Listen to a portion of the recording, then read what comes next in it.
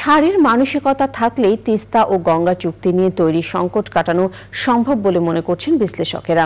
প্রধানমন্ত্রী শেখ হাসিনার ভারত সফরের পর তিস্তা ও গঙ্গা চুক্তি নিয়ে পশ্চিমবঙ্গের মুখ্যমন্ত্রী মমতা ব্যানার্জি যে আপত্তি তুলেছেন তা নিয়ে বলতে গিয়ে কূটনৈতিক বিশ্লেষক ও গণযোগাযোগ বিশেষজ্ঞরা বলছেন দুদেশের বন্ধুত্বের খাতিরেই এসব সুরাহা হওয়া উচিত। পান্থ রহমান জানাচ্ছেন বিস্তারিত। এখন জন্ম সনদ দিয়ে খোলো বিকাশ স্টুডেন্ট অ্যাকাউন্ট, নিজের বিকাশ নিজে কর। এক মাসে দুবার দিল্লি সফরে প্রধানমন্ত্রী শেখ হাসিনা। নরেন্দ্র মোদীর শপথ অনুষ্ঠানের পর দ্বিপাক্ষিক সফরে তাই প্রত্যাশার পারদ পেয়েছিল ভিন্ন উচ্চতা।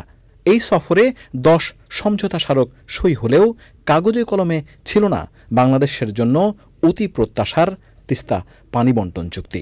যদিও যৌথ সংবাদ সম্মেলনে ভারতের প্রধানমন্ত্রী নরেন্দ্র মোদী জানিয়েছেন তিস্তা চুক্তির জন্য বাংলাদেশে আসবে তাদের কারিগরি দল।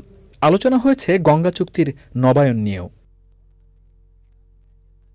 যদিও তিস্তা ও গঙ্গা চুক্তির বিরোধিতা করে ভারতের কেন্দ্রীয় সরকারের কাছে লেখা পশ্চিমবঙ্গের মুখ্যমন্ত্রীর চিঠি ভিন্ন বার্তা দিচ্ছে। তাহলে কি তিস্তার সঙ্গে এবার ঝুলে গেল গঙ্গা চুক্তির নবায়নের বিষয়টিও?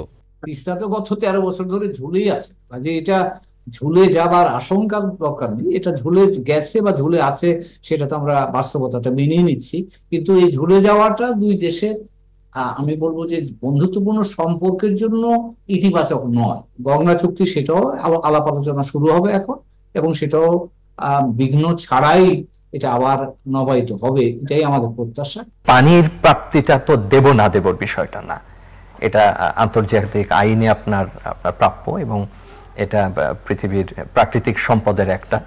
সেই প্রাকৃতিক সম্পদে যদি অভিন্ন অবস্থা হয় তাহলে নিঃসন্দেহে দুই পক্ষেরই সেখানে অধিকার থাকে। আমরা সবসময় বলি যে একটা ইকুইটেবল ডিস্ট্রিবিউশনের কথা, একটা সুষম বন্টন। আমি তো বলছি না যে আমাকে বেশি দিতে হবে অমুককে কম দিতে হবে, যার যেটুকু প্রাপ্য প্রয়োজন সে অনুযায়ী বন্টনটা হবে। এবং যেটা দেব না বলছি সেটা আসলে দেব না বলা যায় না। আমি আগেই বলছি যে আইন আছে, বিধি আছে, অনেক কিছু আছে, এবং সবকিছু বাদ দিলেও যে সম্পর্কের মাত্রা প্রতিবেশী দেশের সঙ্গে, সেই মাত্রার ভিত্তিতে ওটা বলা যায় কিনা। হয়তো আলোচনা হতে পারে কতটুকু দেব, নবায়নে কতটুকু পাবে। পানি বন্টন কিংবা যোগাযোগের ক্ষেত্রে একে অন্যকে ছাড় না দিলে দুই দেশের সম্পর্কের উষ্ণতা কমতে পারে বলেও আশঙ্কা বিশ্লেষকের। এখানে বিষয়টা দেয়া নেয়ার বিষয় আছে, কূটনীতির মধ্যে দেয়া নেয়া একটা গুরুত্বপূর্ণ উপাদান। কাজে আমার কাছ থেকে যারা নেবে তারা আমাদেরকে সেই ভাবে দেবে, এবং তারা যেমন তাদের সুবিধাটা নিতে চায় আমাদের ভূমি ব্যবহার করে, আমরাও যেন তাদের ভূমি ব্যবহার করে অন্যের কাছে যেতে পারি, সেই সুযোগটা আমরা আশা করি, এবং সেই সুযোগটা যাতে আমরা পাই সেই ব্যবস্থা তারা করবে, এটাই আমাদের প্রত্যাশা। বিশ্লেষকরা আশা করেন সংকট কাটিয়ে ঢাকা দিল্লির পুরনো বন্ধুত্ব অটুট থাকবে। পান্থ রহমান, চ্যানেল আই, ঢাকা।